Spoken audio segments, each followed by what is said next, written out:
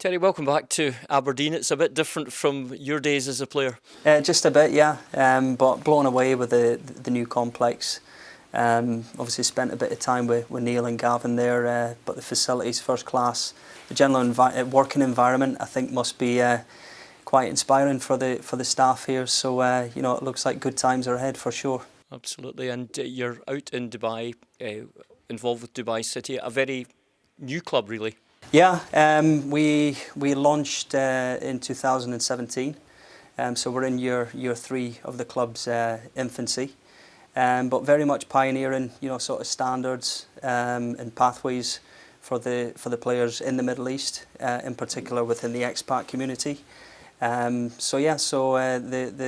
opportunity to work with Aberdeen after the new year was something that you could say I've got a personal vested interest in, obviously being my club. And not only that, a huge value add for my programming as well, to give the kids of Dubai City Football Club that exposure and opportunity to the philosophies, the methodology and just the general ways and values that Aberdeen pride themselves on. So yeah, it's quite an exciting time for us.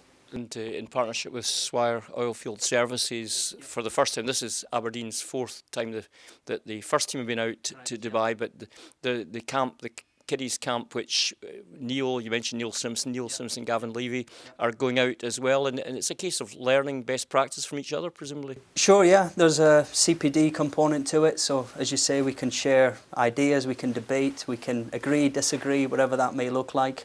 But obviously the core initiative is to obviously provide a coaching clinic for the Swire group, who will be sponsoring this programme. We'll get kids down to obviously have a contact with Neil and Gavin and my own coaches, so there'll be a natural sort of synergy there. And the takeaway will be, I hope, that they've had a good experience, and from a footballing perspective and a club perspective, as you rightly highlighted, that the coaches of Dubai City and Aberdeen Football Club can maybe find a common ground and learn from each other's ways, methods and general philosophies. So yeah. And it's something, if it's a success, there's no reason why it can't be replicated going forward, and the relationship could be even closer. I mean, 100%. I don't know how much I could disclose on that, but obviously ideas and passion and enthusiasm towards the general initiative are at a premium at the moment. I had a fantastic chat with Neil and Gavin in terms of the general potential of what we could create and the other tangibles that are there.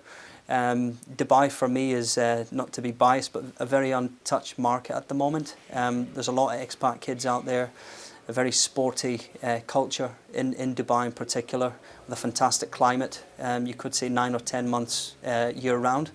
The timing that the guys are coming over as well in January will be absolutely fantastic in terms of just general, weather and facilities. So yeah, it's hopefully the beginning of quite a colourful relationship together. And coincidentally, we wear red as well, so it all seems to click quite nicely. And hopefully it can nurture some new Aberdeen fans as well. Absolutely. There's enough of us in the Middle East, obviously with the oil and gas industry over there, but I genuinely do hope that the clinic that we're running will maybe bring together that community a bit tighter. And for both clubs, just I think delve into what we've got in common and how we can potentially create from my perspective anyway, a pathway back to Aberdeen at professional level. I do believe that is attainable for the players that we've got at the club, but again, step by step, and we're very much focused on the now, which is the initiative in January. Yeah, and hopefully the start of something quite exciting. Absolutely. I know obviously Neil and Gavin are looking forward to some sunshine. But that aside, they are very passionate about the programme that we're going to be running. In hand with that, they will have access and exposure to our elite players, so it'll be a good opportunity for them to, first-hand get exposure to the ilk of players that we've got at Dubai City Football Club, and to sort of give their own perspective on what potential we have. And I suppose things like if they see somebody they fancy, even trying to get them over here for a trial or whatever. Yeah, that's the conversations we've been having. Obviously, we see the synergies there. if players are good enough, you know, I would hope that we could create a pipeline back to Aberdeen. I do think Scotland's reinventing itself in terms of the football map. I do believe that. And in terms of attainable opportunities, I do think Scotland can provide, as I keep saying, a good pathway and a good opportunity for kids to get, you know, a trial at worst case.